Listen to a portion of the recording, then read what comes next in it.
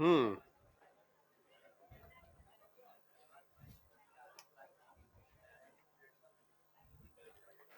तो सबसे पहले मैं अपना नाम बता देता हूँ। मेरा नाम मनीष शर्मा है। आप यहाँ मुझे डॉक्टर एमकेएस के नाम से भी जान जाएंगे। ठीक। अगर नहीं जानते होंगे तो। जानते हैं तो वेल एंड गुड। मैं आपको फिलहाल पढ़ाऊंगा जूलॉजी, यानी कि जंतु विज्ञान। अब जूलॉजी में अपन जो शुरुआत करने वाले हैं वो, अगर आपके पास नई एनसीईआरटी है तो एनिमल टिश्यू वाला पार्ट उस एनसीईआरटी के अंदर नहीं है। एनिमल टिश्यू वाला पार्ट अपने एनटीए के सिलेबस के अंदर है। तो क्या एनटीए के सिलेबस में एनिमल टिश्यू है? यस, बिल्कुल।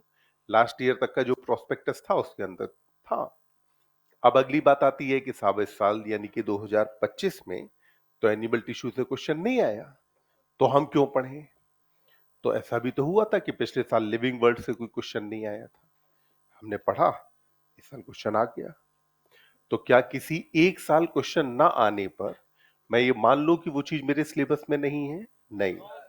जब तक एनटीए खुद अपने प्रोस्पेक्टस में लिख के न दे दे कि हाँ भाई ये चीज आपके सिलेबस में नहीं है, जैसे कि आई एंड ईयर अपने सिलेबस में नहीं है तो हम बिल्कुल नहीं पढ़ते। डाइजेशन वाला चैप्टर अपने सिलेबस में नहीं है तो हम बिल्कुल नहीं पढ़ते। पर जब तक एनटीए ने अपने सिलेबस के अंदर लिख रखा है तब तक अपन पढ़ेंगे। तो पहली बात। दूसरा, जहां तक बायो का संबंध है, मैं मान सकता हूं कि दो तीन क्वेश्चन टाइप में मान सकता हूं जो थोड़ी बहुत एनसीईआरटी से बाहर थे। ठीक, मैं मना नहीं कर रहा कि नहीं थे। जैसे मुझे ह्यूमन रिप्रोडक्शन वाला क्वेश्चन ही याद आता है, वो सॉरी रिप्रोडक्टिव हेल्थ वाला, तो उसके एक दो स्टेटमेंट एनसीईआरटी के बाहर थे। तो अगर मान लो दो तीन क्वेश्चन एनसीईआरटी से बाहर रहे तो मैं क्या करूं? एनसीईआरटी छोड़ के बाहर की चीजें पढ़ना शुरू करूं? नहीं, आपको ध्यान रखना है कि अगर मान लो तीन क्वेश्चन बाहर रहे भी तो बाकी के जो 87 क्वेश्चन है वो तो साफ शुद्ध एनसीईआरटी से ही थे। वो क्वेश्चन डायरेक्टली कहां से थे? एनसीईआरटी से। अब इस बार जैसे स्यूडोसिलोम की जो डेफिनेशन पूछी गई जो एनसीईआरटी में मेंशन नहीं है, तो मैं क्या इस बात की कोई भविष्यवाणी कर सकता हूं कि अगले बार अगर वो एनसीईआरटी के बाहर पूछेगा ही, तो अगर इस बार स्यूडोसिलोम पूछा है तो अगली बार ट्रूसिलोम ही पूछ लेगा? कोई जरूरी नहीं है।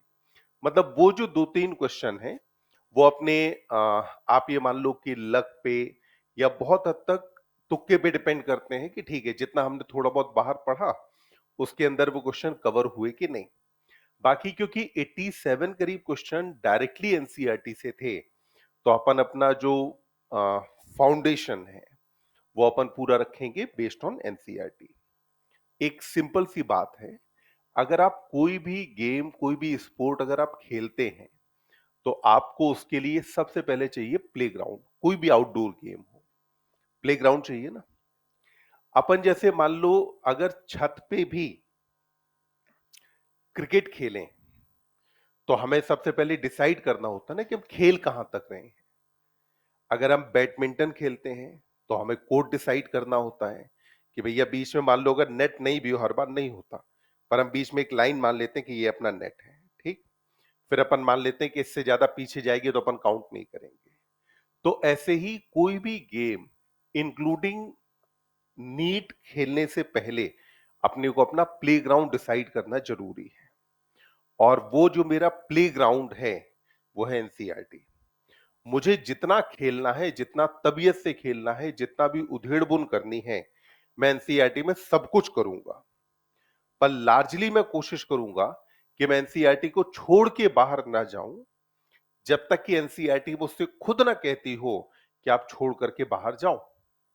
फॉर एग्जाम्पल आपको याद होगा कि 12वीं में एनसीईआरटी इवोल्यूशन चैप्टर के अंदर एक्सरसाइज में क्वेश्चन नंबर 9 में पूछती है कि is human evolution an example of adaptive radiation. ये एनसीईआरटी का क्वेश्चन है, आपको याद होगा। एनसीईआरटी ने अडाप्टिव रेडिएशन के एग्जाम्पल में ह्यूमन इवोल्यूशन कहीं नहीं लिखा। वहां तो तीन एग्जाम्पल है ना, एक डार्विन फिंचेस दिया है, दूसरा ऑस्ट्रेलियन मार्सुपियर्स दिया है और तीसरा ऑस्ट्रेलियन प्लेसेंटल मैमल दिया है। पर एनसीईआरटी ने क्वेश्चन पूछ के मुझसे कहा ना कि अब आप यहां से थोड़ा सा बाहर निकलो, चीजें ढूंढो, देखो। जब तक कि एनसीईआरटी मुझसे नहीं कहती कि आपको यहां से बाहर जाना है, बाहर की चीजें पता करनी है, तब तक मैं एनसीईआरटी को छोड़ के बाहर जाऊंगा नहीं।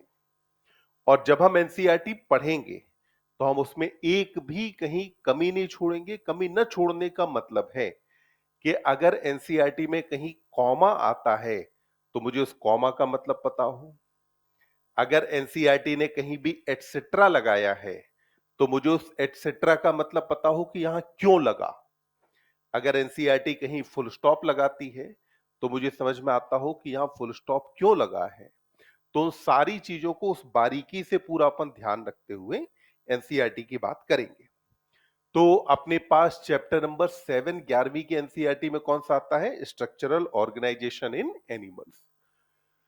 तो बच्चे चैप्टर नंबर 7 अपने पास है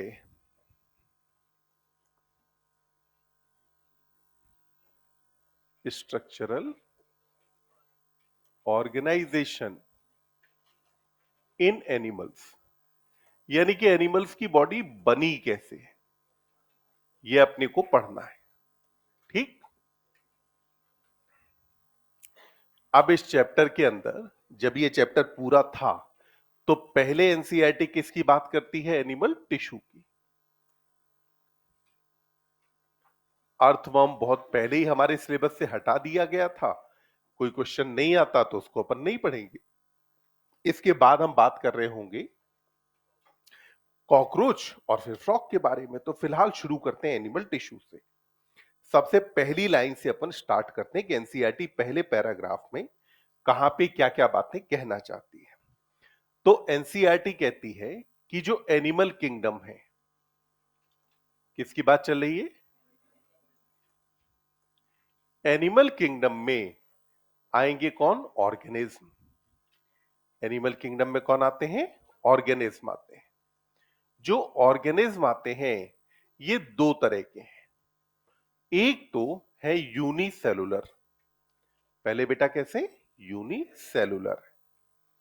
और दूसरा इसके अंदर आते हैं मल्टी सेलुलर। तो मतलब ऑर्गेनिज्म कितनी तरह की? दो, यूनिसेलुलर और मल्टी सेलुलर। अब आप देखो, जैसे ही मैं ये पढ़ता हूं कि एनसीईआरटी ने पहली लाइन में मुझसे कहा कि एनिमल किंगडम में यूनिसेलुलर और मल्टी सेलुलर ऑर्गेनिज्म आते हैं, तो मुझे ये पढ़ते ही लगता है कि एनसीईआरटी गलत है। क्योंकि जब मैंने एनिमल किंगडम पढ़ा है तो वहां मैंने पढ़ा है कि जितने भी एनिमल्स हैं वो सबके सब कैसे होते हैं? Multi cellular. यानी कि टेक्निकली क्या एनसीईआरटी को ऐसा कहना चाहिए था कि एनिमल किंगडम में जो ऑर्गेनिज्म है वो दो तरीके के यूनिसेलुलर और मल्टीसेलुलर होते हैं? नहीं, कायदे से सारे कैसे होते हैं? मल्टीसेलुलर। पर मैंने तो अभी कहा कि हमें एनसीईआरटी फॉलो करनी है। मैं कोई नहीं होता ये जज करने वाला कि एनसीईआरटी सही है कि गलत है। मुझे वो तरीके ढूंढने हैं जिससे मैं जस्टिफाई कर पाऊं, अपने आप को समझा पाऊं, याद रख पाऊं कि एनसीईआरटी क्या कुछ कहना चाहती थी। तो आप देखें, आजकल आप क्लासिफिकेशन का कौन सा सिस्टम मानते हैं? Five kingdom system. कौन सा मानते हैं? Five kingdom system. And this five kingdom system was proposed by R H. Whittaker. इसके अंदर जो पांच किंगडम की आप बात करते हैं, पहला है मोनरा, दूसरा प्रोटिस्टा, तीसरा फंजाई, चौथा प्लांटी और पांचवा एनिमेलिया। आज हम जो सिस्टम मानते हैं वो कौन सा है? Five kingdom system. मोनेरा के अंदर आपको पता है यूनिसेलुलर प्रोकैरियोट्स आते हैं। प्रोटिस्टा में आपको पता है यूनिसेलुलर यूकैरियोट आते हैं। फंजाई के अंदर मल्टी सेलुलर आते हैं पर ये सेप्रोट्रोफ होते हैं। प्लांटी के अंदर मल्टी सेलुलर ऑटोट्रोफ आते हैं और एनिमेलिया के अंदर आते हैं मल्टी सेलुलर हेट्रोट्रोफ। पर क्या हम हमेशा से यही फाइव किंगडम सिस्टम ही मानते रहे? नहीं, इससे पहले एक टू किंगडम सिस्टम भी चलता था। और वो जो टू किंगडम सिस्टम था उसे प्रपोज किसने किया था? लिनियस ने। किसने प्रपोज किया था? लिनियस ने। तब तो लिनियस ने सारे ऑर्गेनिज्म को दो किंगडम में डिवाइड किया था, प्लांटी और एनिमेलिया। लिनियस का कहना था जितने ऑटोट्रोफ हैं उन सबको कहां रख दो? प्लांटी में। और हेट्रोट्रोफ को कहां रख दो? एनिमेलिया के अंदर। यानी कि अगर मैं इस लाइन को देखूं और मैं इस लाइन को अगर मैं बात करूं टू किंगडम सिस्टम के हिसाब से, अब मैं बेटा किसके हिसाब से बात कर रहा हूं? टू किंगडम सिस्टम के हिसाब से बात करूं, तो अगर मैं इसी बात को अब अगर टू किंगडम सिस्टम के पर्सपेक्टिव से देखता हूं, तो अब मुझे बोलो पहली लाइन सही लगती है कि गलत? अब तो सही है ना। यानी कि सिर्फ मेरे देखने का तरीका था। जब तक अगर मैं फाइव किंगडम के हिसाब से ही सोच रहा था, तब तक ये एनसीईआरटी की पहली लाइन गलत थी। पर मैंने टू किंगडम के हिसाब से सोचना शुरू किया, तो अब ये पहली लाइन सही हो गई ना। क्या हमें इतनी बात समझ में आई? अब यूनिसेलुलर के मामले में बॉडी के अंदर नंबर ऑफ सेल कितनी पाई जाएगी? एक।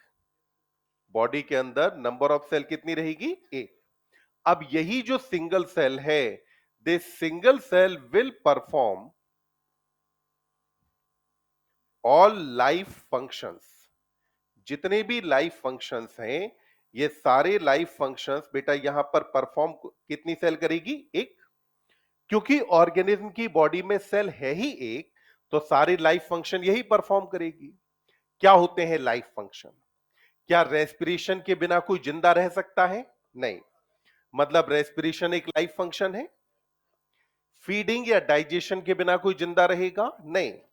एक्सक्रीशन है, रिप्रोडक्शन है, ये सारे फंक्शंस क्या कहे जाते हैं? Life function.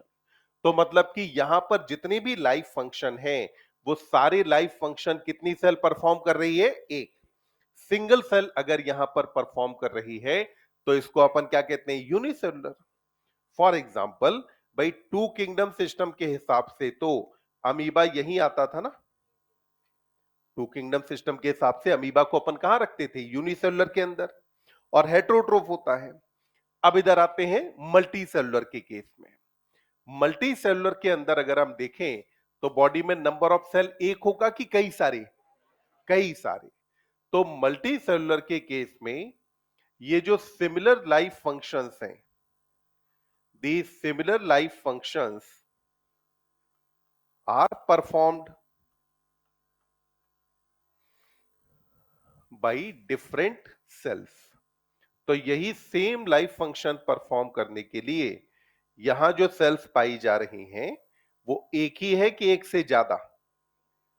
एक से ज्यादा सेल्स यहां पर मौजूद हैं। अब मुझे बताओ, जब अगर सारे काम एक ही सेल कर रही हो, और केस नंबर दो, वही काम करने के लिए अलग अलग सेल हो, तो आपको क्या लगता है कि डिवीजन ऑफ लेबर कहां पे है? क्या यूनिसेलुलर में डिवीजन ऑफ लेबर है? नहीं। डिवीजन ऑफ लेबर कहां पर है? मल्टी सेलुलर में। यानी कि मल्टी सेलुलर के केस में यही जो सिमिलर फंक्शंस हैं, इन फंक्शंस को परफॉर्म करने के लिए अलग अलग सेल हैं। तो इसका मतलब है कि सेल्स के जो काम है वो बटे हुए हैं। अगर सेल के काम बटे हुए हैं, तो मतलब डिवीजन ऑफ लेबर यहां पर प्रेजेंट है। जबकि यूनिसेलुलर के केस में डिवीजन ऑफ लेबर पाया जाता है कि नहीं? वहां पे डिवीजन ऑफ लेबर नहीं है। अब देखिए मल्टी सेलुलर में अगर हम बात करें फाइव किंगडम सिस्टम के हिसाब से, तो एनिमल किंगडम में पहला फाइलम कौन सा आता है? पॉरीफेरा। पॉरीफेरा के मेंबर्स को कॉमनली क्या कहते हैं? स्पॉन्जेस। दूसरे फाइलम का नाम बोलो। सीलेंट्रेटा यानी कि निडेरिया। तीसरा फाइलम टीनोफोरा। तीसरे का नाम क्या है? टीनोफोरा। बोला करो, बोल बोल के जल्दी जल्दी चीजें याद होंगी। चौथे फाइलम का नाम प्लेटीहेलमिन्थेस। चौथे का नाम क्या है? प्लेटीहेलमिन्थेस। पांचवा एस्केहेलमिन्थेस। छठवां एनिलिडा। सातवां आर्थ्रोपोडा। आठवां मोलस्का। नौवां इकाइनोडर्मेटा। 10वां है हेमिकॉर्डेटा।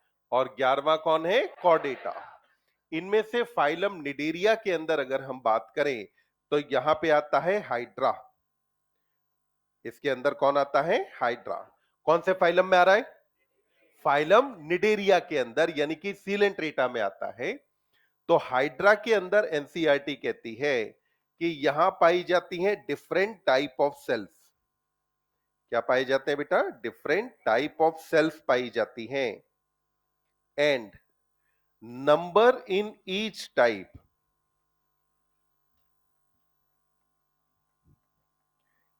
इज इन थाउजेंड्स, तो डिफरेंट टाइप ऑफ सेल्स पाई जाती हैं और हर एक टाइप के अंदर नंबर ऑफ सेल किसमें है? हजारों में। अब मुझे बताओ, टाइप ऑफ सेल अलग अलग है कि हजारों में? टाइप ऑफ सेल अलग अलग या हजारों में? दो बात कही ना, एक तो कहा डिफरेंट और दूसरा कहा हजारों में। तो जो डिफरेंट वाली बात है वो टाइप ऑफ सेल के लिए है कि सेल के नंबर के लिए? किसके लिए है? Type of cell. इसको ऐसे समझो, मान लो एक हाइड्रा के अंदर 10 तरह की सेल्स पाई जाती हैं और हर तरह की सेल का नंबर इसमें 2000 है, तो हाइड्रा की बॉडी के अंदर टोटल सेल कितनी हो गई? 20,000। कितने टाइप है यहां पे? 10। हर टाइप में नंबर ऑफ सेल कितना है? 2000। तो अब मैं क्या कहूंगा? अनेक तरह की सेल्स पाई जाती हैं और हर तरह में सेल का जो नंबर है वो किस में है? थाउजेंड्स में है, यानी कि हजारों में है। तो नंबर हजारों में है कि अनेक वाला है? नंबर हजारों में। और टाइप ऑफ सेल क्या है? अनेक। तो टाइप ऑफ सेल में आपने क्या कहा? Different type of cell. और नंबर ऑफ सेल के अंदर अपन ने क्या कहा? थाउजेंड्स। अब ऐसे ही कहा हाइड्रा के बाद, फिर कहा कि अगर आप बात करें ह्यूमन के बारे में, तो ह्यूमन बॉडी हाइड्रा से बड़ी है, तो यहां पे कहा गया कि ह्यूमन के अंदर पाया जाता है बिलियंस ऑफ सेल्स। ह्यूमन के अंदर क्या पाया जाता है? Billions of sales.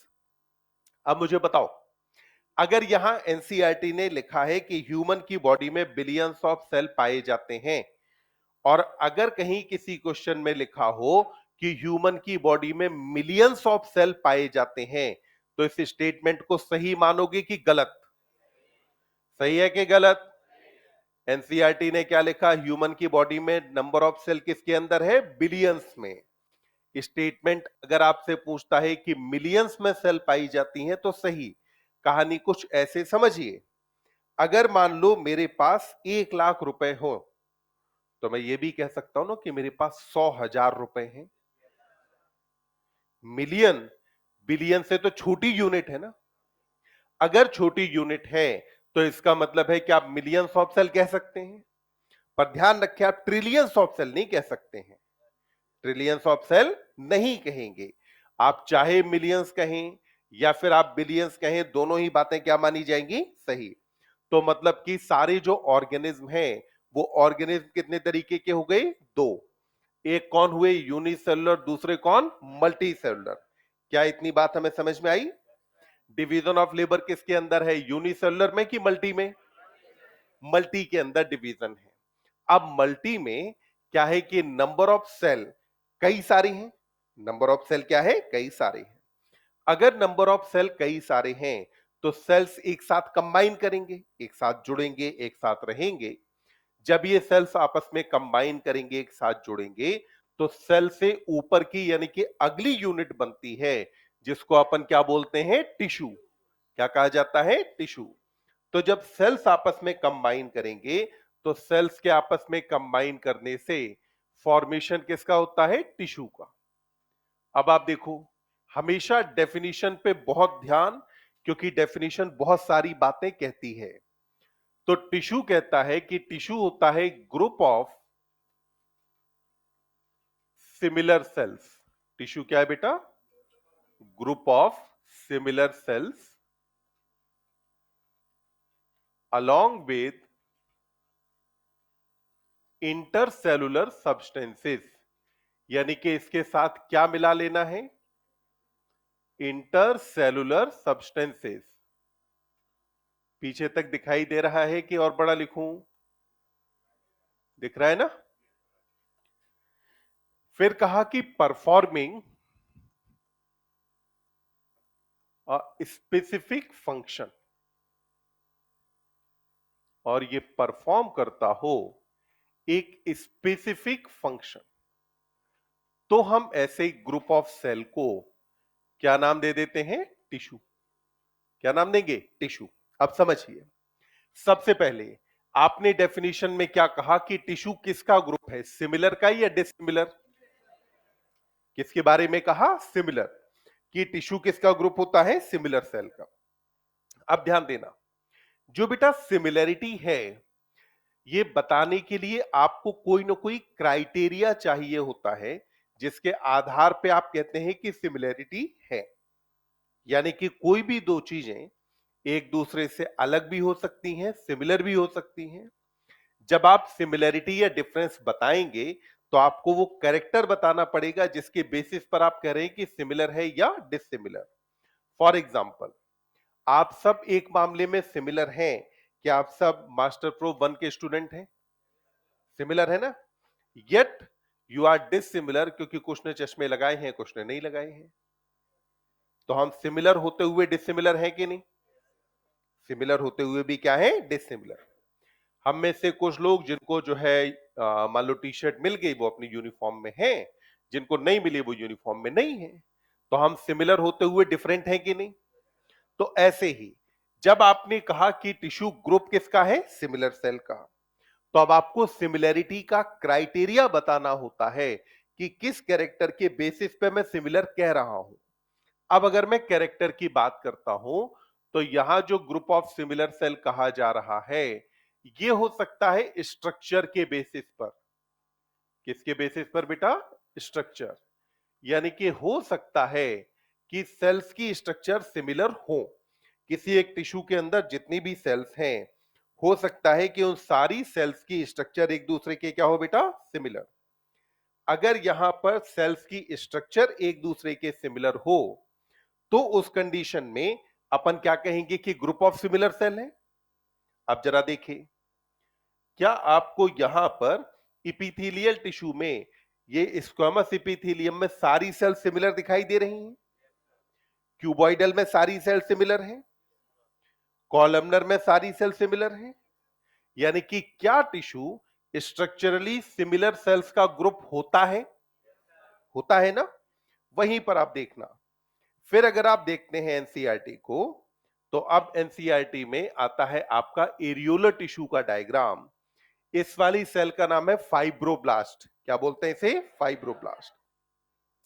यह है मास्ट सेल, यह है मैक्रोफेज, यह है एडिपोसाइट। क्या ये सारी सेल स्ट्रक्चरली एक दूसरे के सिमिलर है? फिर भी तो टिश्यू बन रहा है। फिर भी क्या बन रहा है? टिश्यू। अगर ये टिश्यू बन रहा है, तो इसका मतलब हुआ कि किसी टिश्यू के अंदर जो सेल्स की स्ट्रक्चर है, क्या वो कंपल्सरीली सिमिलर ही होनी चाहिए? वो सिमिलर हो भी सकती है और नहीं भी। तो हमने कहा कि सेल्स की जो स्ट्रक्चर है, इट मे बी सिमिलर और डिफरेंट। तो अपन ने कहा सबसे पहले स्ट्रक्चर की अगर बात करें, तो हो सकता है कि सिमिलर हो और हो सकता है कि सिमिलर ना भी हो। स्ट्रक्चर के बाद फिर आप बात करते हैं सेल्स के फंक्शन के बारे में। किसके बारे में बात करेंगे? फंक्शन के बारे में। तो अब जरा देखिए, एल्वियोलाई पर जो स्क्वामस इपिथेलियम पाई जाती है, क्या उसमें सारी सेल्स का काम डिफ्यूजन ऑफ गैसेस है? एल्वियोलाई पर जो स्क्वामस इपिथेलियम है, क्या उसमें सारी सेल्स का काम डिफ्यूजन ऑफ गैसेस है कि नहीं? है। तो बोलो, काम सिमिलर हुआ कि नहीं? वहीं पे जब आप बात करते हैं एरियोलर टिश्यू के अंदर, तो एरियोलर टिश्यू में फाइब्रोब्लास्ट का काम था formation of fibre and matrix. Macrophage का काम है फैगोसाइटोसिस। मैक्रोफेज का काम क्या है? फैगोसाइटोसिस। मास्ट सेल सेक्रीट करती है हेपेरिन, हिस्टामीन और सेरोटोनिन। तो बोलो, फंक्शन क्या हमेशा सिमिलर रहे या अलग अलग भी हो गए? अलग अलग भी हुए। तो अपन ने कहा फंक्शन सिमिलर हो सकते हैं और नहीं भी हो सकते। फंक्शन के बाद तीसरा कैरेक्टर अपन क्या लेते हैं यहां पर? ओरिजिन। अगला क्या लेंगे? ओरिजिन। अब ओरिजिन को समझो। एम्ब्रियोनिक डेवलपमेंट में सबसे पहली स्टेज कौन सी होती है? जाइगोट। सबसे पहले कौन है? जाइगोट। जाइगोट से क्या बनता है क्लीवेज के बाद? ब्लास्टुला। मोरुला खा गई? कौन बनेगा? मोरुला। सबसे पहले कौन बना? मोरुला। मोरुला के बाद अगली स्टेज का नाम ब्लास्टुला या ब्लास्टोसिस्ट कहा जाता है ह्यूमन के केस में। अगली स्टेज कौन सी आती है? गैस्ट्रुला। और गैस्ट्रुला स्टेज में क्या बनती है? Germ layer. गैस्ट्रुला स्टेज में क्या बनेगी? Germ layer. अगर हम बात करें तो क्या आपको पता है कि जर्म लेयर के बेसिस पर एनिमल्स दो तरह के हैं, यूनिसेलुलर और मल्टीसेलुलर, वो सॉरी डिप्लोब्लास्टिक और ट्रिप्लोब्लास्टिक। जर्म लेयर के बेसिस पर ऑर्गेनिज्म कितनी तरीके के? दो। डिप्लोब्लास्टिक वो जिनके अंदर केवल दो ही जर्म लेयर यानी कि एक्टोडर्म और एंडोडर्म पाई जाती हो। ट्रिप्लोब्लास्टिक वो जिनके अंदर एक्टोडर्म और एंडोडर्म के साथ तीसरी लेयर कौन? मीसोडर्म पाई जाती हो, तो हम उसे क्या बोलते हैं? ट्रिप्लोब्लास्टिक। इन लेयर्स को जर्म लेयर कहा इसलिए जाता है क्योंकि हमारी बॉडी का हर ऑर्गन, हमारी बॉडी का हर टिश्यू इन्हीं जर्म लेयर की सेल से बनता है। तो ये वाली जो लेयर है, इसकी जो सेल्स हैं, वहां से आपकी पूरी बॉडी जर्मिनेट हो रही है, वहां से आपकी पूरी बॉडी बन रही है, इसीलिए इसे क्या कहा जाता है? Germ layer. अब आप देखिए, किसी भी एक जगह पर पाए जाने वाले टिश्यू में सारी सेल्स का ओरिजिन हमेशा सिमिलर होता है। फॉर एग्जाम्पल, हमारी स्किन में जो इपिथेलियम है, इसकी सारी सेल्स एक्टोडर्म से ओरिजिनेट हुई हैं। तो स्किन में इपिथेलियम की सारी सेल कहां से ओरिजिनेट हुई? एक्टोडर्म से। जितना भी कनेक्टिव टिश्यू बॉडी में पाया जाता है, सारी सेल्स का ओरिजिन मीसोडर्म से होता है। कहां से ओरिजिनेट होती हैं? मीसोडर्म से। अगर आप बात करें मस्कुलर टिश्यू के बारे में, तो इसका ओरिजिन होता है मीसोडर्म से। मस्कुलर टिश्यू कहां से ओरिजिनेट होता है? मीसोडर्म से। न्यूरल टिश्यू में अगर आप बात करें, तो सारी सेल्स यानी कि न्यूरॉन हो या न्यूरोग्लिया, उसका ओरिजिन कहां से होता है? एक्टोडर्म से। किससे ओरिजिनेट हुआ? एक्टोडर्म। तो यानी कि अगर मैं ओरिजिन के रेफरेंस में बात करता हूं, तो किसी एक टिश्यू की सारी सेल्स का ओरिजिन हमेशा सिमिलर होता है कि नहीं? बात समझ में आई? फिर से एक बार बात करते हैं। मैंने कहा कि हमारी केस में बोलो, जर्म लेयर कितनी है? पहली लेयर का नाम, दूसरा मीसोडर्म, और तीसरा एंडोडर्म। पहली जर्म लेयर का नाम एक्टोडर्म, दूसरा कौन? और सबसे अंदर एंडोडर्म। किसी भी एक टिश्यू में सारी सेल्स का ओरिजिन इनमें से किसी एक जर्म लेयर से ही हुआ होता है। न्यूरल टिश्यू में सारी सेल्स एक्टोडर्म से बनती हैं। कनेक्टिव और मस्कुलर टिश्यू में सारी सेल्स का ओरिजिन मेसोडर्मल ही होता है। इपिथेलियल टिश्यू में लोकेशन के बेसिस पर हम अगर स्किन के इपिथेलियम की बात करते हैं, तो सारी सेल्स का ओरिजिन एक्टोडर्मल होता है। तो इसका मतलब हुआ कि हमेशा यहां पर ओरिजिन क्या रहने वाला है? सेम। कौन सी चीज हमेशा सेम रहती है? ओरिजिन। जबकि स्ट्रक्चर और फंक्शन का सेम होना जरूरी नहीं है। अब डेफिनेशन में आपने अगला वर्ड लिखा है अलोंग विद। अलोंग विद का मतलब है इसके बाद वाले को शामिल करना है कि नहीं? बाद वाले को शामिल करें कि नहीं? क्या ये बाद वाली जो चीज यानी कि इंटरसेलुलर सब्सटेंस है, क्या ये टिश्यू का हिस्सा होती है कि नहीं? टिश्यू का हिस्सा है। तो अपन ने कहा किसकी बात चल रही है? इंटरसेलुलर सब्सटेंसेस की। देखिए, अगर मान ले किसी एक टिश्यू में आपके पास यहां पर कुछ सेल्स हैं, तो जो ये सेल्स हमारे पास हैं, इन सेल्स के अंदर भी तो साइटोप्लाज्म मौजूद होगा। जो साइटोप्लाज्म होगा, उसको आप इंट्रासेलुलर कहेंगे कि इंटरसेलुलर? साइटोप्लाज्म को क्या कहा जाएगा? इंट्रा। जब भी अगर कोई चीज अंदर हो, तो उसको अपन क्या बोलते हैं? इंट्रा। अंदर के लिए क्या हुआ? इंट्रा। अगर सेल के अंदर है, तो सब्सटेंस को, उस मटेरियल को अपन क्या कहेंगे? Intracellular substance. यहां पे इंट्रा लिखा है कि इंटर? अगर इंटर लिखा है तो सेल के अंदर की सेल के बीच में। इंटर मतलब सेल के अंदर की सेल के बीच। सेल के बीच में होने का मतलब है कि ये जो मटेरियल या सब्सटेंस है, वो यहां सेल्स के क्या रहेगा? बीच बीच में मौजूद होगा। तो अपन ने कहा कि जो मटेरियल है वो कहां पर मौजूद रहेगा? सेल्स के बीच में। तो सेल्स के बीच में जो सब्सटेंस मौजूद होगा उसे क्या कहा जाएगा? Intercellular substance. क्या कहेंगे? इंटरसेलुलर सब्सटेंस कहेंगे। जैसे अगर आप देखें तो अगर अपन देखें एरियोलर टिश्यू के डायग्राम को, तो क्या मुझे सेल्स के बीच में खाली सी जगह दिख रही है? यहां जो सब्सटेंस भरा होता है उसको बोलते हैं इंटरसेलुलर सब्सटेंस। क्या कहा जाएगा? Intercellular substance. तो क्या वो इंटरसेलुलर सब्सटेंस इस टिश्यू का हिस्सा है? यस, अपन ने कहा टिश्यू का हिस्सा है। तो हमने कहा कि group of similar cell along with intercellular substances, और फिर अपन ने कहा कि परफॉर्म करता हो एक स्पेसिफिक फंक्शन, यानी कि हर टिश्यू का अपना एक स्पेसिफिक फंक्शन होता है। हर टिश्यू का क्या है? अपना एक स्पेसिफिक फंक्शन। अब बताओ, अभी जो हमने बात की उसके हिसाब से हमारे अंदर टाइप ऑफ टिश्यू कितने हैं? कितने टाइप के? पहले का नाम बोलो, दूसरा, तीसरा, चौथा, फिर से पहले का नाम इपीथीलियल, दूसरा कनेक्टिव, तीसरा मस्कुलर, चौथा न्यूरल। पहले का नाम इपीथीलियल, दूसरा, तीसरा और चौथा न्यूरल। तो ये चार टाइप के टिश्यू हमारे अंदर पाए जाते हैं। तो अपन ने कहा कि 4 type of tissue are present. तो कितने टाइप के टिश्यू मौजूद होते हैं? 4। तो अपन ने कहा कि 4 type of tissue are present. तो एनिमल्स के अंदर कितने टाइप के टिश्यू पाए जाते हैं? 4। ठीक। तो जितने भी कॉम्प्लेक्स एनिमल्स हैं, सारे कॉम्प्लेक्स एनिमल्स की बॉडी में कितने टाइप के टिश्यू पाए जाते हैं? 4।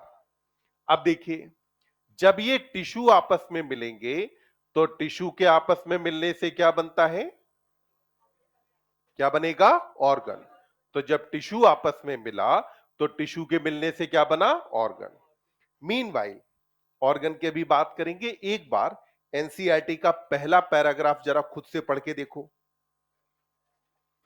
अगर आपके पास एनसीईआरटी नहीं है तो आज मैं आपकी मदद कर देता हूं कि एक बार आप यहां से पढ़ सकते हैं।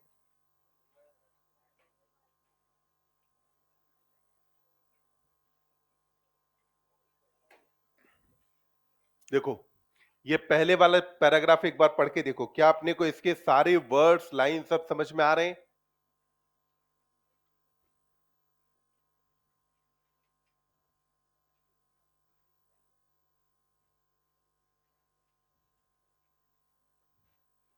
और कहीं किसी भी जगह आपको डाउट होगा तो आप तुरंत बताएंगे।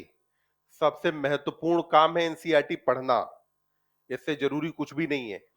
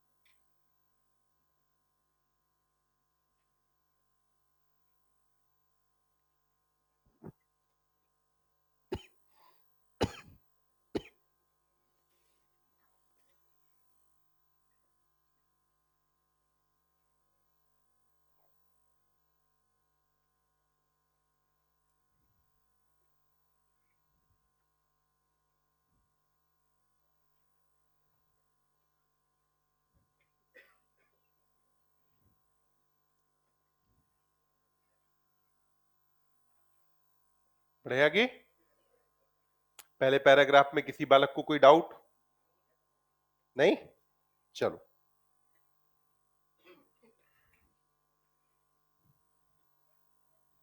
तो अब देखो, जो टिश्यू है इसके बाद अब फॉर्मेशन किसका होगा? ऑर्गन का। तो ऑर्गन के अंदर, ऑर्गन की डेफिनेशन में हमने कहा कि जब डिफरेंट टाइप ऑफ टिश्यू, जब कौन मौजूद हो? Different type of tissue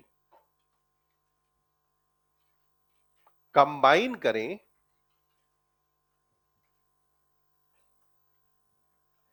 in a specific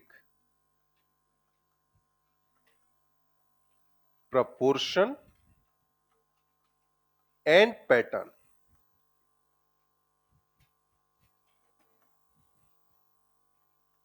तो देखो, सबसे पहली बात, जब भी आप बात करेंगे किसी ऑर्गन के बारे में, तो कोई भी ऑर्गन किसी एक टिश्यू से बना होता है कि एक से ज्यादा टाइप के टिश्यू? क्या कोई भी ऑर्गन कभी किसी एक टाइप के टिश्यू से बनता है? नहीं, एक से ज्यादा टाइप के टिश्यू से ही बना होता है। फॉर एग्जाम्पल, अगर हम बात करें जैसे हमारा हार्ट है, तो हमारे हार्ट में all four type of tissue. तो हार्ट के अंदर क्या है? All four type of tissue. तो हार्ट के अंदर चारों तरह के टिश्यू पाए जाते हैं। तो अपन ने कहा कि सबसे पहले किसी भी ऑर्गन के अंदर जो टाइप ऑफ टिश्यू है वो एक होना चाहिए कि एक से ज्यादा?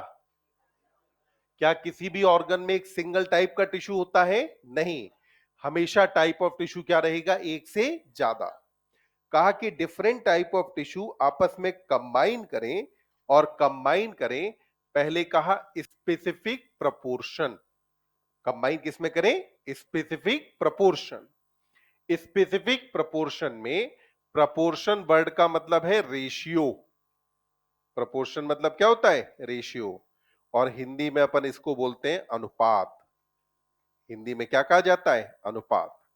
अब मुझे बताओ, हार्ट में आपको क्या लगता है कौन सा टिश्यू ज्यादा होगा? इपिथेलियल, कनेक्टिव, मस्कुलर या न्यूरल? पक्की बात? और ब्रेन में? तो इसका मतलब हुआ कि दोनों जगह पे टिश्यू का जो प्रपोर्शन है वो सेम रहा कि बदल गया? स्पेसिफिक प्रपोर्शन रहा ना। यानी कि हर ऑर्गन के अंदर टिश्यू का जो प्रपोर्शन है वो सब जगह पे सेम रहता है कि बदल जाता है? क्या होगा? बदल जाएगा। तो इसमें कहा स्पेसिफिक प्रोपोर्शन, पहली बात आपसे कही। दूसरी बात एनसीईआरटी कहती है स्पेसिफिक पैटर्न। अब एनसीईआरटी क्या कहती है? Specific pattern. मतलब कि स्पेसिफिक के बाद लगा है ब्रैकेट। एक चीज स्पेसिफिक क्या होनी चाहिए? प्रोपोर्शन। दूसरा स्पेसिफिक क्या होना चाहिए? पैटर्न। पैटर्न शब्द का मतलब यहां है अरेंजमेंट। पैटर्न वर्ड का मतलब यहां पर क्या है? अरेंजमेंट। अरेंजमेंट का मतलब हुआ कि कौन सा टिश्यू बाहर की तरफ पाया जा रहा है, कौन सा टिश्यू अंदर की तरफ पाया जा रहा है, उसको अपन क्या कहेंगे? पैटर्न। उसको हम क्या बोलते हैं? पैटर्न। फॉर एग्जाम्पल, हमने जब किडनी पढ़ा है, तो किडनी के बाहर की तरफ हमने पढ़ा है कि kidney is covered by a tough capsule. वो जो टफ कैप्सूल जिसको रीनल कैप्सूल कहा जाता है, वो बनता है कनेक्टिव टिश्यू से। तो मतलब कि किडनी पर सबसे बाहर की तरफ टिश्यू कौन सा होता है? कनेक्टिव। कौन सा टिश्यू है? कनेक्टिव। हमने हार्ट के मामले में पढ़ा है कि हार्ट पर बाहर की तरफ इपिकार्डियम पाया जाता है। पहले तो हार्ट डबल लेयर्ड पेरिकार्डियम से कवर्ड होता है, फिर हार्ट की वॉल में सबसे बाहर कौन होता है? इपिकार्डियम। इपिकार्डियम बना होता है सिंपल स्क्वैमस इपिथेलियम से।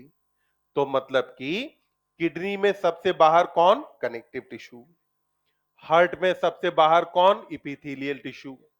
हार्ट में कौन? Epithelial tissue. तो क्या इन दोनों ऑर्गन्स में टिश्यू का जो पैटर्न है कि कौन सा टिश्यू सबसे बाहर आएगा, कौन सा टिश्यू सबसे अंदर आएगा, क्या ये चीज सेम रहती है या बदल जाती है? अगर ये बदल जाती है तो मुझे क्या कहना चाहिए? कॉमन पैटर्न या स्पेसिफिक पैटर्न? क्या बोलना चाहिए? Specific pattern. तो ऑर्गन की डेफिनेशन में सबसे पहले अपन ने कहा कि कोई भी ऑर्गन एक टाइप के टिश्यू से बनता है कि एक से ज्यादा? क्या अलग अलग ऑर्गन में टिश्यू का जो रेशियो है, जो प्रपोर्शन है, वो सेम रहता है कि अलग अलग? क्या होगा? अलग अलग। और फिर अपन ने कहा कि क्या यहां अरेंजमेंट सेम रहने वाला है? नहीं, अरेंजमेंट अलग अलग ऑर्गन्स के अंदर क्या होगा? अलग अलग। तो हमने कहा different type of tissue combine करेंगे, स्पेसिफिक प्रोपोर्शन और पैटर्न में तो क्या बन जाएगा? ऑर्गन। कुछ ऑर्गन्स के नाम बता सकते हो? बोलो जरा। हार्ट को मान ले? क्या स्टमक एक ऑर्गन है? ब्रेन अपने आप में ऑर्गन है? लिवर अपने आप में ऑर्गन है? तो ये हमारे अंदर एग्जाम्पल किसके हो गए? ऑर्गन के। अब बोलो, जब ऑर्गन्स अगर कंबाइन करेंगे तो ऑर्गन्स के कंबाइन करने पर कौन बनता है? Organ system. तो जब ऑर्गन्स ने कंबाइन किया तो इनके कंबाइन करने पर क्या बना बेटा? ऑर्गन सिस्टम बनता है। तो ऑर्गन्स जब कंबाइन करेंगे तो क्या बन जाएगा? Organ system. अब जरा इसकी डेफिनेशन पे देखिए। कहा कि व्हेन टू और more organs interact physically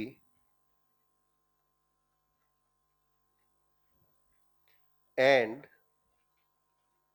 slash लगाया और केमिकली टू परफॉर्म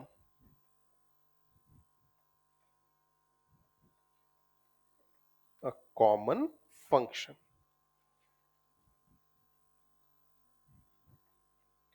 तो ऐसे ऑर्गेनाइजेशन को अपन क्या नाम दे देंगे? Organ system. तो ऑर्गन सिस्टम के बारे में देखो। ऑर्गन सिस्टम में सबसे पहली बात, ऑर्गन्स का नंबर एक या एक से ज्यादा? एक से ज्यादा। इसमें का कम से कम कितने? दो या उससे ज्यादा ऑर्गन्स होने चाहिए। फॉर एग्जाम्पल, क्या आपको याद है कि हमारे एक्सक्रीटरी सिस्टम या यूरिनरी सिस्टम में वन पेयर ऑफ किडनी आता है, वन पेयर यूरेटर आता है, एक यूरिनरी ब्लैडर है और एक यूरेथ्रा है। तो हमारा एक्सक्रीटरी सिस्टम कितने ऑर्गन से मिलकर के बना है? चार। कौन कौन? किडनी, यूरेटर, यूरिनरी ब्लैडर और यूरेथ्रा। मतलब किसी भी ऑर्गन सिस्टम में ऑर्गन्स का नंबर एक होगा कि एक से ज्यादा? फिर कहा कि इंटरेक्ट करें। क्या करें? इंटरेक्ट। इंटरेक्ट का मतलब है कि ये आपस में बातचीत करें। मतलब जब एक कहे तो दूसरा सुने और दूसरा कहे तो पहला सुने। आप समझो दो कंडीशंस होती हैं, एक होता है लेक्चर और एक होता है इंटरेक्शन। लेक्चर में जो कम्युनिकेशन है वो कैसा होता है? One way. मान लो आपके स्कूल के प्रिंसिपल साहब ने सोचा कि मुझे 2 अक्टूबर को गांधी जयंती पे एक भाषण देना है, लेक्चर देना है। क्या वो कभी लेक्चर के बीच में आपसे पूछते हैं कि बेटा समझ में आ रहा है कि नहीं? नहीं पूछते ना। उन्होंने जैसा जो कुछ याद किया होता है वो अपना सारा आकर के बता के कहानी खत्म। तो वो इंटरेक्शन था कि लेक्चर था? वो क्या था? लेक्चर।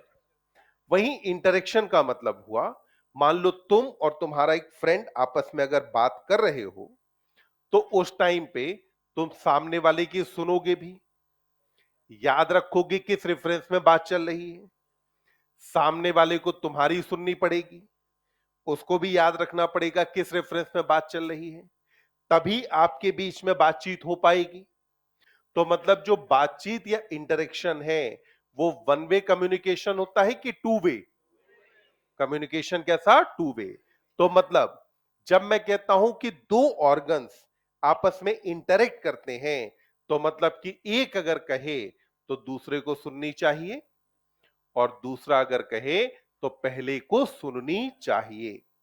फॉर एग्जाम्पल, आप ये मान लो ये एक ऐसा सिस्टम यहां बनता है जिसमें आर्मी का जो जनरल है उसने जो कुछ कहा वो लास्ट लाइन में खड़े हुए सोल्जर को सुनना पड़ता है। वो उसकी बात मानता है, बात सुनता है। पर यह सिस्टम इतना अच्छा है कि उस सोल्जर ने अगर कुछ बात कही तो वो बात उस आर्मी के जनरल तक भी जाती है और वो भी उसकी बात सुनता है। फॉर एग्जाम्पल, जैसे सैम मानेकशॉ पे जो मूवी आई थी, वो उसमें अगर आपने ध्यान दिया हो तो उनके यहाँ के जो सोल्जर्स थे उन्होंने भी अगर कुछ कहा तो सैम मानेकशॉ साहब ने उस बात को सुना, समझा कि भाई इसने क्या कहा, क्योंकि ग्राउंड रियलिटी तो उसी को पता है ना। और ज्यादा बेहतर सिस्टम आपको कौन सा लगता है कि केवल जनरल कहे सोल्जर करे या टू वे इंटरेक्शन हो? इंटरेक्शन कैसा होना चाहिए? Two way. तो वैसे ही अपन ने कहा दो या उससे ज्यादा ऑर्गन क्या करते हो? इंटरेक्ट। अब इंटरेक्शन कैसा, तो अब समझना एनसीईआरटी को। पहला कहा इंटरेक्शन कैसा होना चाहिए? फिजिकल, मतलब दोनों ऑर्गन आपस में फिजिकली क्या हो? जुड़े हो। दोनों ऑर्गन्स फिजिकली एक दूसरे से क्या हो? जुड़े हो। फॉर एग्जाम्पल, फिजिकल इंटरेक्शन में अगर आप एग्जाम्पल लें तो क्या मैं यहां पर किडनी और यूरेटर का एग्जाम्पल ले सकता हूं? किडनी और यूरेटर्स दोनों आपस में फिजिकली जुड़े होते हैं कि नहीं? अब समझना एनसीईआरटी का खेल। एनसीईआरटी कहती है एंड स्लैश लगाया, क्या लगाया? और। तो पहले आते हैं और पे। तो और में एनसीईआरटी कह रही या तो फिजिकल या फिर केमिकल। तो आप केमिकल इंटरेक्शन पे आ जाते हैं। मतलब अब जो बातचीत है वो फिजिकली होगी या केमिकली? और केमिकली अगर बातचीत होगी तो वो कुछ फोर्सेस के फॉर्म में होगी या कुछ केमिकल्स के फॉर्म में? केमिकल्स के फॉर्म में ना। अब समझना, जैसे अगर मैं बात करूं तो क्या आप पिट्यूटरी ग्लैंड को जानते हैं? क्या आपको पता है पिट्यूटरी से एक हार्मोन बनता है टीएसएच? पूरा नाम बोलो। Thyroid stimulating hormone. क्या आपको पता है कि ये थायराइड ग्लैंड पे काम करता है?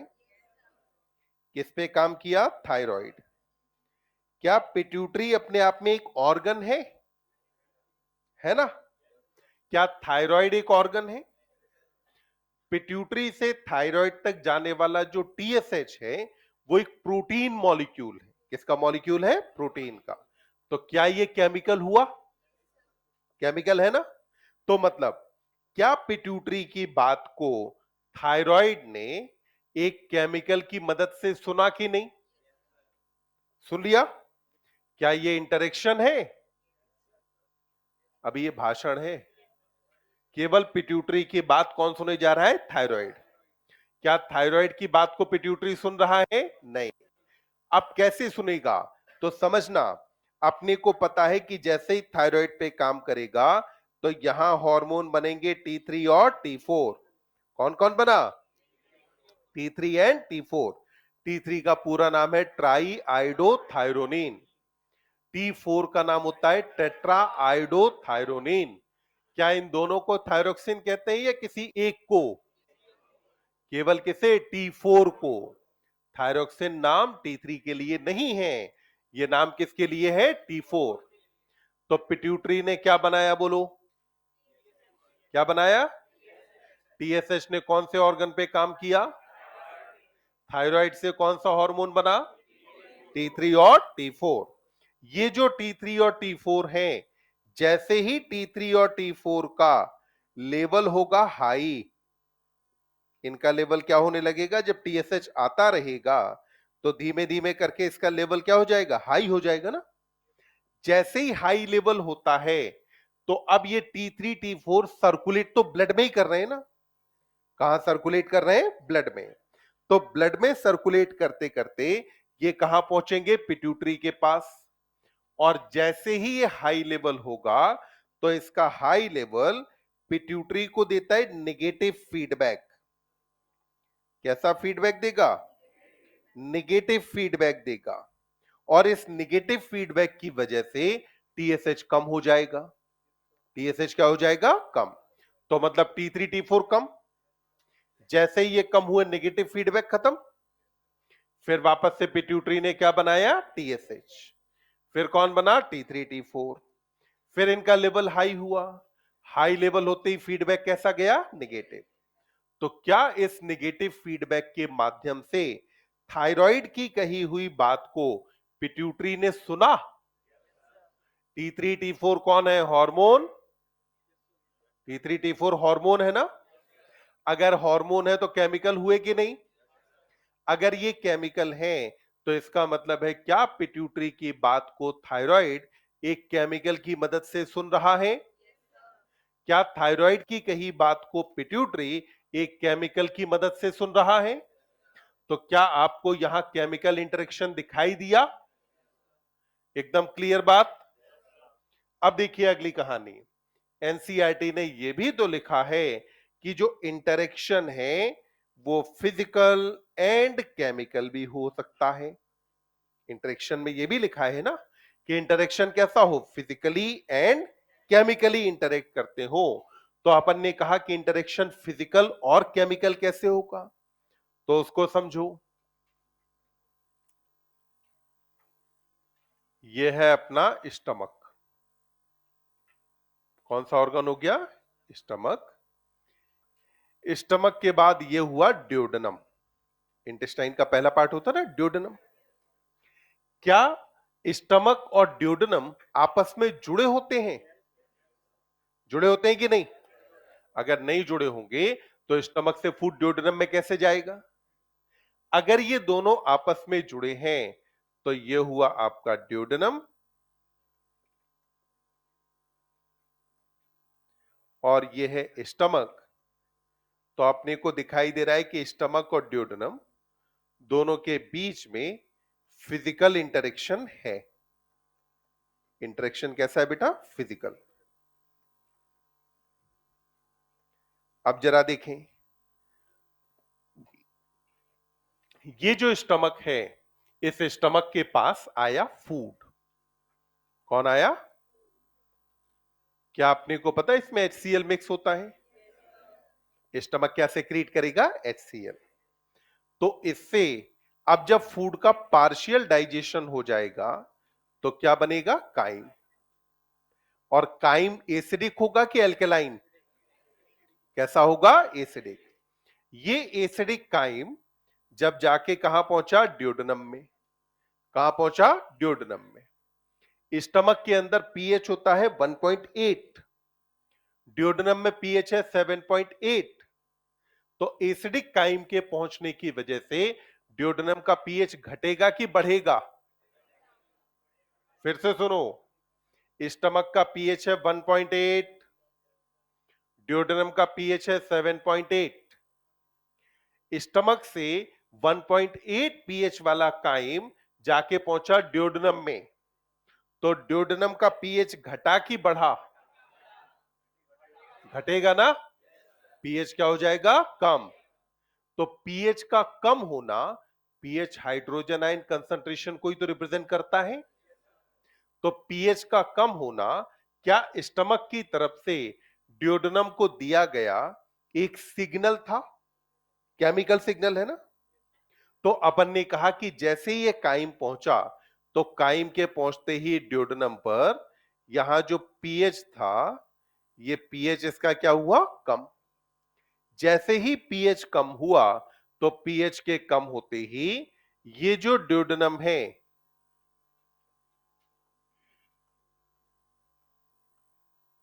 ये सेक्रीट करता है जीआईपी। क्या सेक्रीट करेगा? पूरा नाम पता है जीआईपी का? Gastric inhibitory peptide. Chemical coordination में पढ़ा है ना हमने। ये जो जीआईपी है, ये जाकर के काम कहां करेगा? स्टमक पर। और स्टमक की एक्टिविटी को घटा देता है। स्टमक की एक्टिविटी को क्या किया? कम। क्यों? जब फूड स्टमक से ड्यूडेनम में गया, तो क्या मैं ऐसा मान लूं कि स्टमक अपना काम कर चुका है? अब स्टमक जितना ज्यादा काम और करता रहेगा, सेक्रीशन और करता रहेगा, उतना ज्यादा HCl बनेगा। और जितना ज्यादा HCl बनेगा, तो पीएच मेंटेन करने में ड्यूडेनम को उतनी ही ज्यादा दिक्कत आएगी। तो ड्यूडेनम में कौन सा हार्मोन सेक्रीट करा? जीआईपी। जिसने काम कहां किया? स्टमक पर। तो स्टमक की एक्टिविटी क्या हो गई? कम। स्टमक की एक्टिविटी क्या हो गई? कम। तो अब समझो, जब एसिडिक फूड आया, तो एसिडिक फूड के आना, एसिडिक फूड का आना स्टमक का ड्यूडेनम को भेजा हुआ एक केमिकल सिग्नल था। ड्यूडेनम ने जीआईपी भेजा स्टमक की एक्टिविटी कम करने के लिए, तो ये ड्यूडेनम का भेजा हुआ एक केमिकल सिग्नल किसके लिए था? स्टमक के लिए। तो मतलब क्या यहां पर केमिकल इंटरेक्शन है? मतलब अपने को यहां क्या दिख रहा है? Chemical interaction. तो अपन ने कहा कि ये जो कहानी है पीएच वाली, और ये जो यहां ड्यूडेनम वाली कहानी है, ये जीआईपी वाली, ये इंटरेक्शन कैसा है? Chemical. So now this interaction is chemical interaction. तो क्या मुझे यहां पर फिजिकल और केमिकल दोनों इंटरेक्शन दिखाई दे रहे हैं? फिर से पढ़िए एनसीईआरटी ने क्या कहा था। एनसीईआरटी ने कहा था कि टू और मोर ऑर्गन्स इंटरेक्ट करें फिजिकली एंड केमिकली, और ये परफॉर्म क्या करें? तो कहा कि परफॉर्म क्या करें? Common function.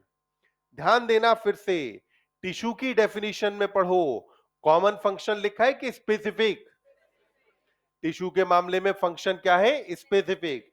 हर टिश्यू का अपना एक स्पेसिफिक काम है, जबकि ऑर्गन सिस्टम का अपना एक स्पेसिफिक काम नहीं होता। अलग अलग ऑर्गन्स के स्पेसिफिक काम होते हैं, जिन्हें मिलकर के ऑर्गन सिस्टम परफॉर्म करता है। तो ऑर्गन सिस्टम का जो फंक्शन है वो कैसा हो जाता है? कॉमन। फॉर एग्जाम्पल, क्या आप जानते हैं कि सेंसरी न्यूरॉन न्यूरल सिग्नल को सेंसरी ऑर्गन से सीएनएस की तरफ ले जाते हैं? क्या इसे सेंसरी न्यूरॉन का एक स्पेसिफिक फंक्शन माना जा सकता है? क्या आप जानते हैं कि मोटर न्यूरॉन सीएनएस से सिग्नल को इफेक्टर ऑर्गन तक पहुंचाते हैं? क्या इसको मोटर न्यूरॉन का स्पेसिफिक फंक्शन माना जा सकता है?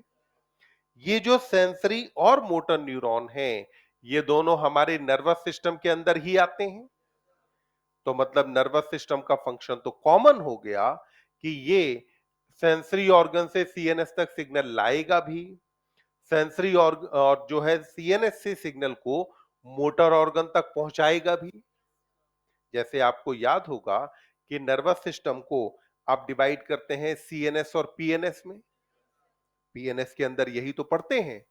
पीएनएस का नाम क्या है? Peripheral nervous system. मतलब वो एक ऑर्गन सिस्टम है। पीएनएस क्या है? Organ system. तो ऑर्गन सिस्टम का फंक्शन स्पेसिफिक होता है कि कॉमन? ऑर्गन सिस्टम का फंक्शन कैसा रहेगा? कॉमन। जबकि वहीं पर ऑर्गन का या टिश्यू का फंक्शन कैसा रहेगा? स्पेसिफिक। तो टिश्यू वाले में फंक्शन कैसा दे रखा है? स्पेसिफिक। जबकि ऑर्गन सिस्टम में कैसा है? कॉमन। क्या इतनी बात समझ में आती है? तो एक बार यहां तक का पोर्शन अपन लिख लेंगे और फिर बढ़ते हैं आगे।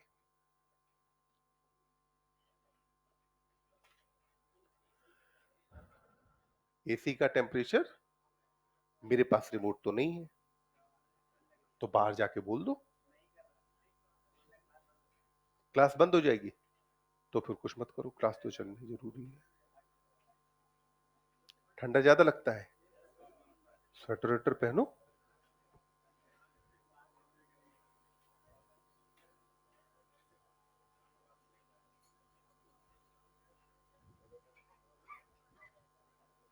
अगर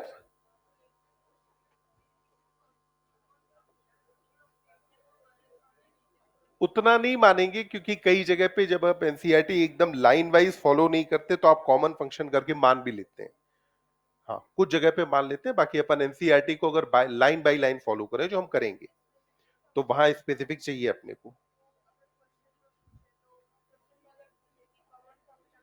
तो फिर एक जनरलाइज अपन मान लेंगे कि ठीक है। हाँ,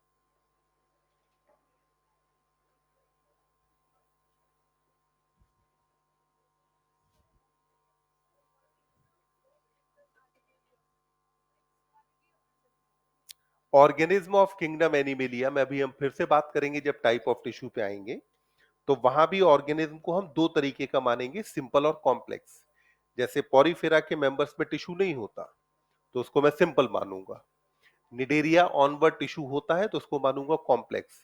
तभी एनसीईआरटी में आपने ध्यान दिया हो तो पहले पैराग्राफ में एनसीईआरटी कहती है कि all complex animals, body of all complex animals have four type of tissue. तो वो जो कॉम्प्लेक्स है वो लिखा ही इसलिए है क्योंकि वहां पॉरीफेरा को इंक्लूड नहीं करना है। किसको? हाँ, तो हाइड्रा सिंपल ऑर्गेनिज्म है ना। सिंपल ऑर्गेनिज्म, देखो कॉम्प्लेक्स और सिंपल कोई भी चीज हमेशा कंपैरेटिव होती है। कोई चीज ना तो हमेशा सिंपल है, ना वो हमेशा कॉम्प्लेक्स है। वो जब तक आप दूसरे से कंपेयर नहीं करेंगे तब तक वो सिंपल या कॉम्प्लेक्स नहीं बन रही। वहां हाइड्रा को सिंपल इसलिए लिखा क्योंकि कंपेयर किसके साथ रखा है? ह्यूमन के साथ। मल्टी के अंदर दो हैं। जब मैं बात करूंगा एनिमल किंगडम में सारे ऑर्गेनिज्म के बारे में, तब उस टाइम पे जब मैं सिंपल कहूंगा तो पॉरीफेरा को, क्योंकि पॉरीफेरा के अंदर टिश्यू नहीं है। मैं कॉम्प्लेक्स कहूंगा निडेरिया ऑनवर्ड, क्योंकि उनके अंदर टिश्यू पाया जाता है। अगले पेज पे आए।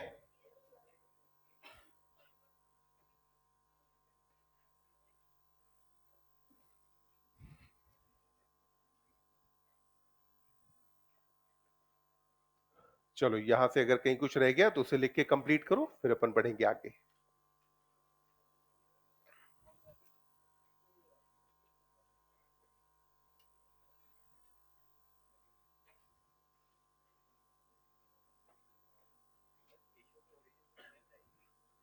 टिश्यू में सारी सेल्स का ओरिजिन सेम होगा।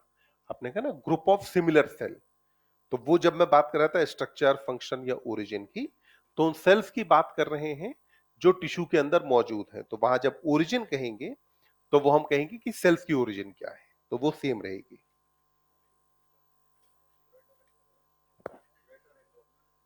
हाँ, यूरेटर को एक ऑर्गन मानेंगे ना।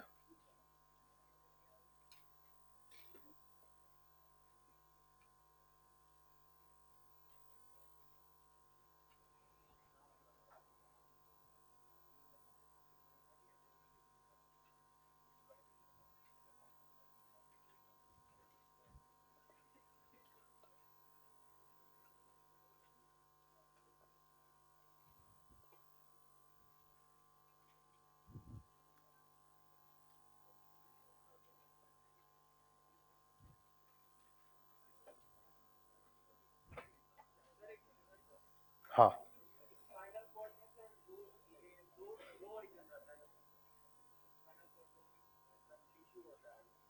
ओरिजिन नहीं, वहां पे अपन रूट्स की बात करते हैं। एक डॉर्सल रूट होती है, एक वेंट्रल रूट होती है।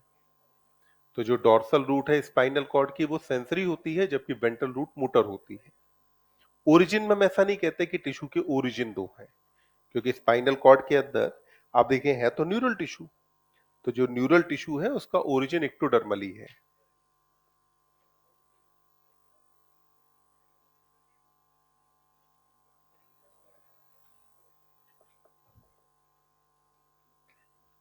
सारे बालकों ने लिख लिया?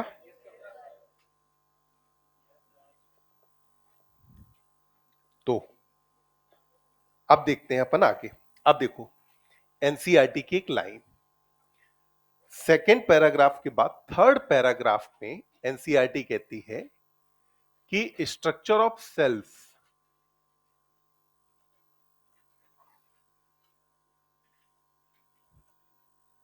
वेरी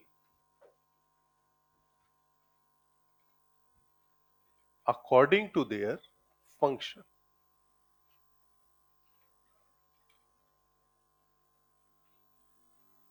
तो एनसीईआरटी ने क्या कहा कि स्ट्रक्चर ऑफ सेल वेरी करती है। किसके अकॉर्डिंग वेरी करती है? फंक्शन के अकॉर्डिंग वेरी करती है।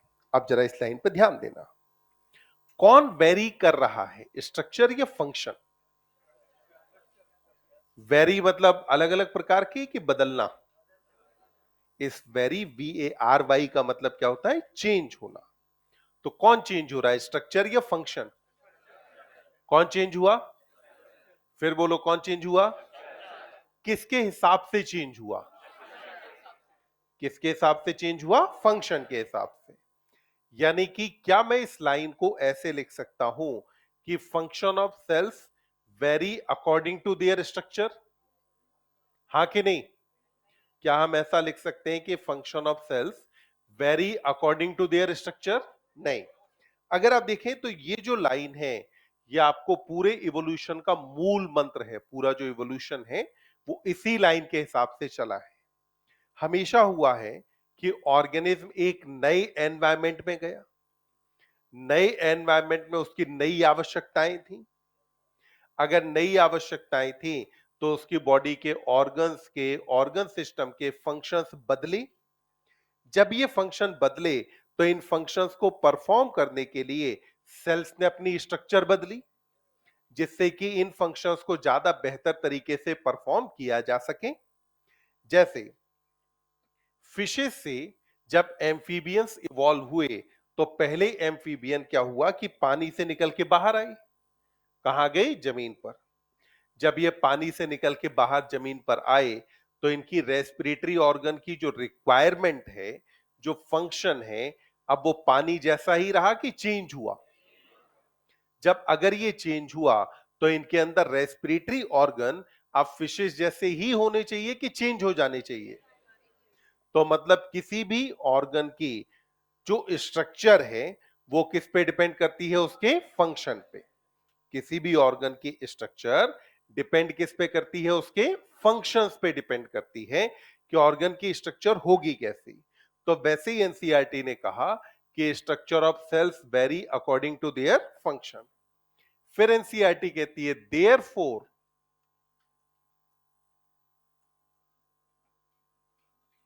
Animal tissue are broadly classified. तो इसलिए एनिमल टिश्यू को ब्रॉडली क्लासिफाई किया जाता है इनटू 4 टाइप्स। कितने टाइप के अंदर क्लासिफाई करते हैं? 4 टाइप्स के अंदर क्लासिफाई करते हैं। अब आप आगे पढ़ें। देयर फोर का मतलब क्या होता है? इसलिए। देयर फोर का मतलब क्या हुआ? इसलिए। आपको नहीं लगता कि दोनों लाइंस को मिलाकर के एक ए आर क्वेश्चन बन रहा है? ये क्या बन रहा है? A R question. यानी कि अब मुझे बोलो, जो पहले फुल स्टॉप से पहले वाली लाइन है, इसको असर्शन में होना चाहिए कि रीजन में? और इसे किस में होना चाहिए? फिर से पढ़ो। यहां आपने बीच में क्या लगाया? इसलिए लगाया ना। अगर आपने इसलिए लगाया तो कारण पहले आता है कि बाद में? बारिश हो रही थी इसलिए मैं फिसल गया, तो कारण इसलिए से पहले आया कि इसलिए के बाद में? कारण क्या था? बारिश होना कि मेरा फिसल जाना? कारण क्या था? इसलिए जब भी अगर देयर फोर लगा हो बीच में तो रीजन हमेशा उससे पहले वाला। रीजन कौन रहेगा? पहले वाला। जबकि असर्शन होगा उसके बाद वाला। अगर बीच में क्या लगा हो? देयर फोर, तो रीजन पहले वाला रहा कि बाद वाला? रीजन कौन होगा? पहले वाला। यानी कि अगर असर्शन में ऐसा लिखा आए कि animal tissue are broadly classified into 4 types, और रीजन में अगर लिखा मिले कि structure of cells vary according to their function, तो इसका मतलब क्या है कि क्वेश्चन का आंसर क्या जाएगा? 1। क्या जाना है? 1।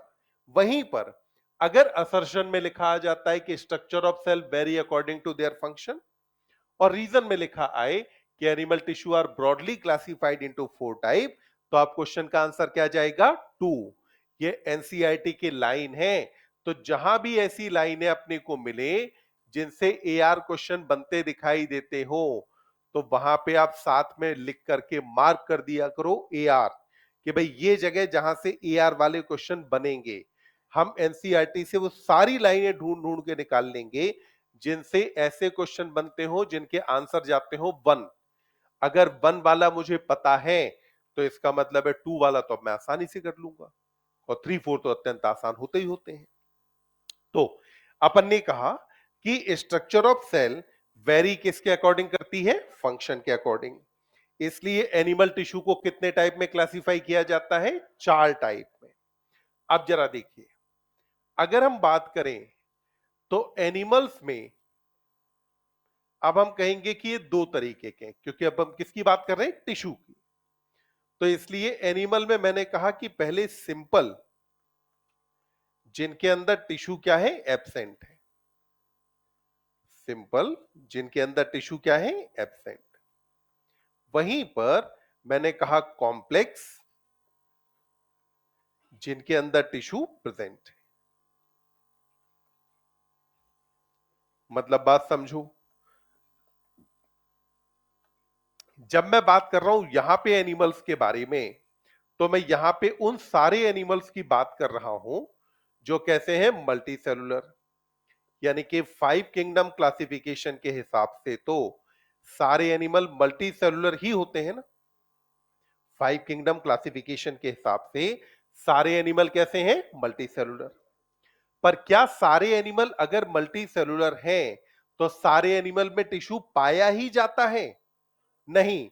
मल्टी सेलुलर होना और टिश्यू का पाया जाना ये दो अलग अलग बातें हैं।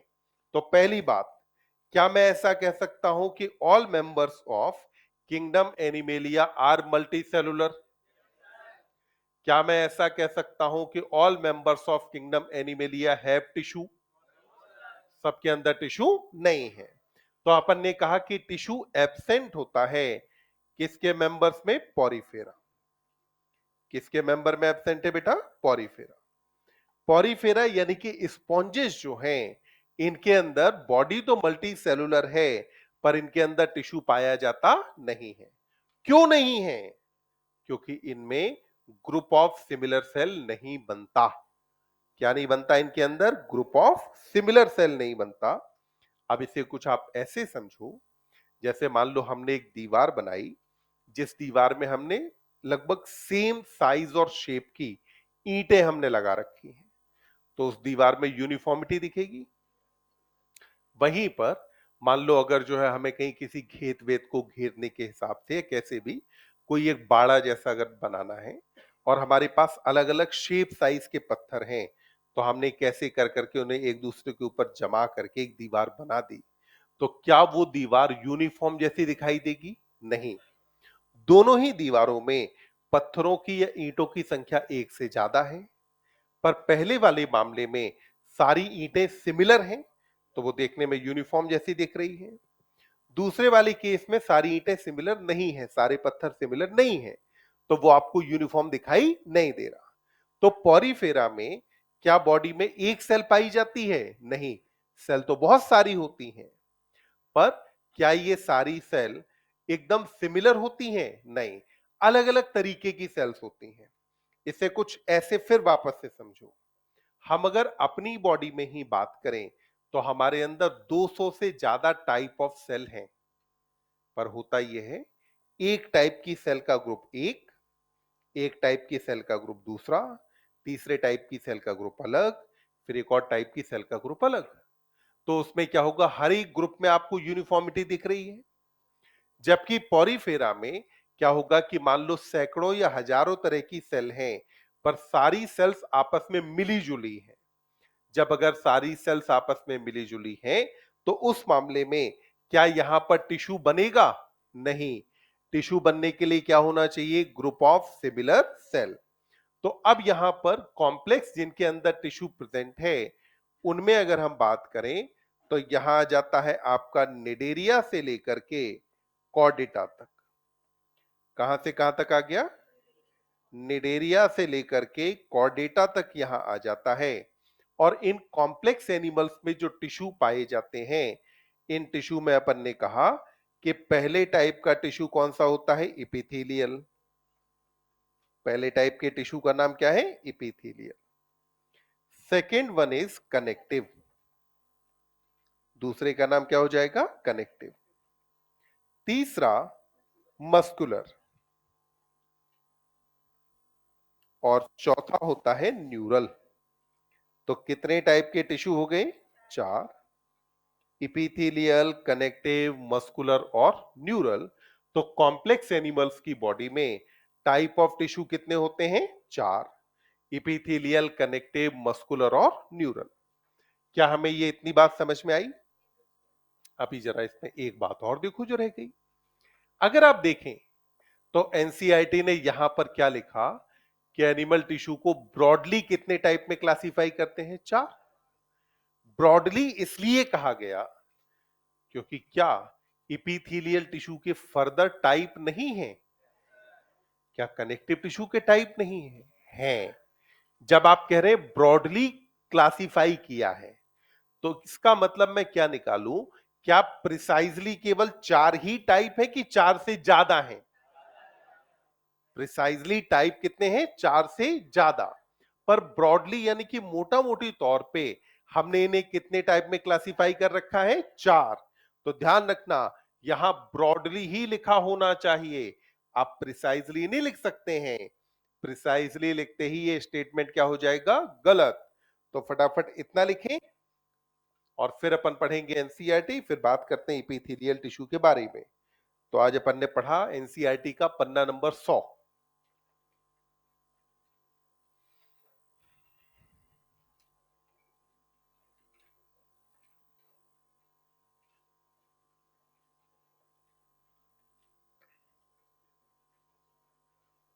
बेटा हर यूनिट के पहले एनसीईआरटी एक इंट्रोडक्शन लिखती है ना। हर यूनिट से पहले क्या लिखा होता है? एक इंट्रोडक्शन। ठीक, एक साइंटिस्ट के बारे में भी कभी कभी दे देते हैं। तो वो जो दोनों चीजें हैं, अगर एनसीईआरटी में लिखी हैं, तो क्या वो एनसीईआरटी का हिस्सा मानी जानी चाहिए कि नहीं? मानना चाहिए ना। अगर मानना चाहिए तो क्या हमें उसे पढ़ना चाहिए?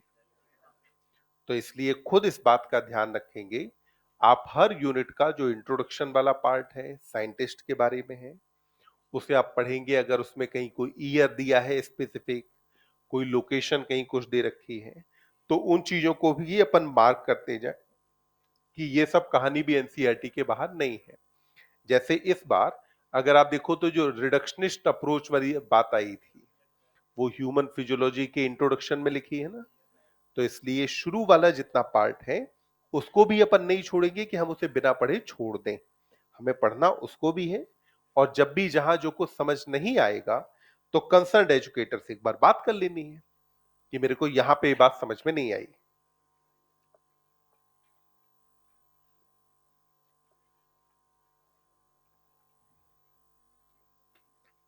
लिख गया?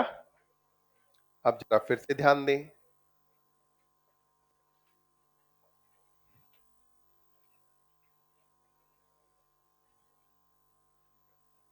देखो, अगर हम एनसीईआरटी को देखें, तो यहां पे एनसीईआरटी को देखें, इसमें कहा कि हाँ,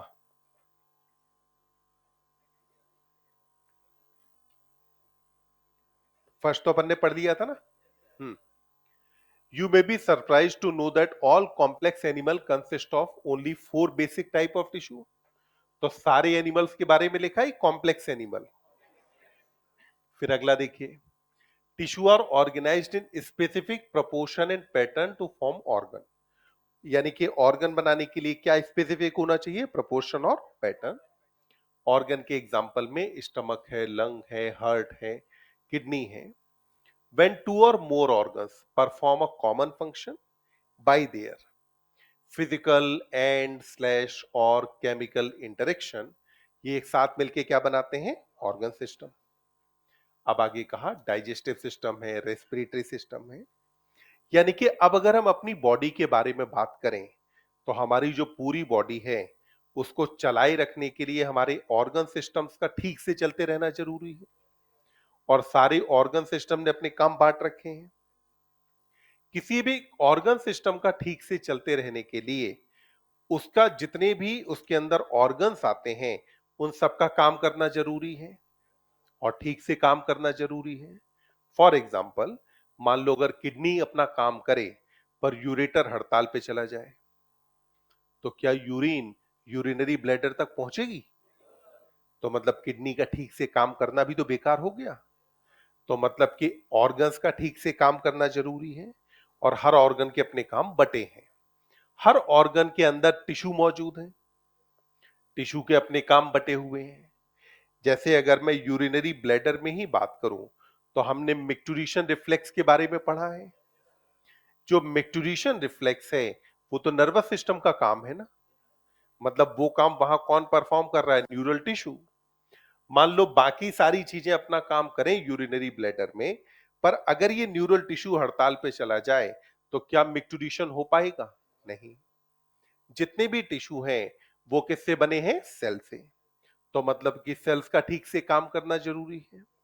तो हमने कहा हमारे सर्वाइवल के लिए सेल्स, टिश्यू, ऑर्गन और ऑर्गन सिस्टम, इन्होंने डिवीजन ऑफ लेबर दिखाया, यानी कि काम को क्या किया, स्प्लिट कर लिया या बांट लिया, जिससे कि हमारा सर्वाइवल संभव बना रहे। तो वही बात करी जा रही है कि इसमें कहा cells, tissue, organ and organ system split up the work in a way that exhibit division of labour, जो क्या शो करता है, डिवीजन ऑफ लेबर, और कंट्रीब्यूट करता है to the survival of body as a whole. तो पूरी body के सर्वाइवल में मदद करता है। Structure of cells vary according to their function, therefore the tissue are different, तो इसलिए टिश्यू क्या है, डिफरेंट है।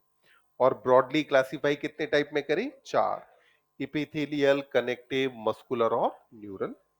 पेज नंबर 101 के बारे में अपन बात करेंगे कल। आज के लिए अभी रखते हैं इतना।